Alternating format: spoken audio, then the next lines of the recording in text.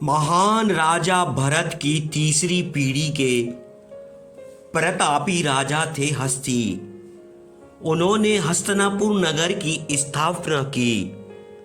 राजा हस्ती की छठी पीढ़ी में राजा कुरु हुए, जिनके नाम से कुरु वंश चला। कुरु की छठी पीढ़ी के बाद राजा शांतनु हस्तिनापुर की गद्दी पर आसीन हुए। एक दिन महाराज शांतनु शिकार के लिए गए। वे शिकार की खोज में काफी दूर तक चले गए।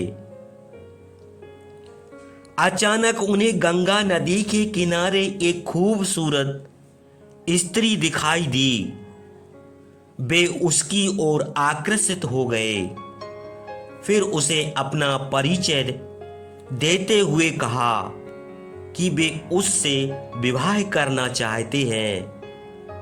वह स्त्री नदी देवी गंगा थी। गंगा ने कहा कि मैं आपसे विवाह अवश्य करूंगी, परंतु मेरी एक शर्त है महाराज। आप मेरे किसी भी कार्य में ना तो हस्तक्षेप करेंगे और ना ही मुझसे उस कार्य का कारण पूछेंगे। महाराज शांतनु सहमत हो गए और दोनों ने विवाह कर लिया। देवी गंगा हस्तिनापुर में अपने पति के साथ सुख से रहने लगी। समय के साथ उनके एक पुत्र हुआ।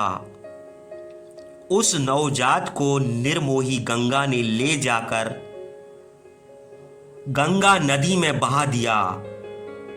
राजा शांतनु हैरान थे, परंतु वे वचनबद्ध होने के कारण चुप रहे। इसी तरह उन दोनों के 6 अन्य पुत्र हुए, जिन्हें गंगा में बहा दिया गया।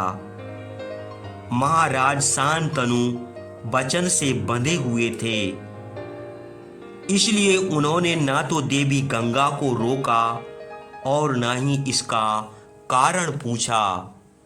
कुछ दिनों बाद दोनों के 8वां पुत्र हुआ।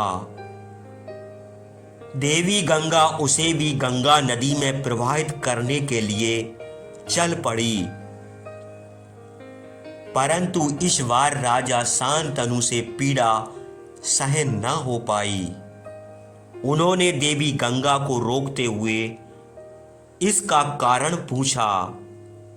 तब गंगा ने बताया कि आपके पुत्रों के रूप में 7 वसुओं ने जन्म लिया था। यह 8वां वसु है, मैं इसे नहीं मारूंगी। फिर गंगा ने इसकी कहानी बताई। एक बार 8 वसुओं ने महर्षि वशिष्ठ के आश्रम से नंदिनी गाय को चुराने का प्रयास किया था। तब महर्षि ने क्रोधित होकर वसुओं को मनुष्य रूप में जन्म लेने का श्राप दे दिया था। ये वही 8 वसु थे।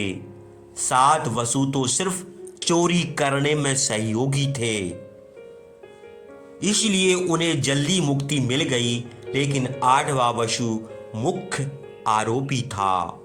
इसे ज्यादा समय तक पृथ्वी लोक में रहना पड़ेगा। गंगा ने कहा, महाराज अब वचन भंग होने के कारण मुझे जाना पड़ेगा।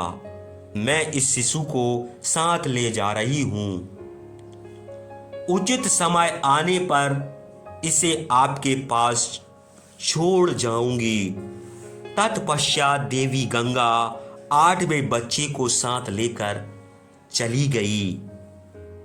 तो वही पुत्र बड़ा होकर गंगा पुत्र पितामह भीष्म कहलाया, जिसने अपने पिता की खुशी के लिए हस्तिनापुर की राजगद्दी का त्याग कर दिया और पूरा जीवन ब्रह्मचर्य रहने की प्रतिज्ञा लेकर पूरे कुरु वंश की रक्षा की।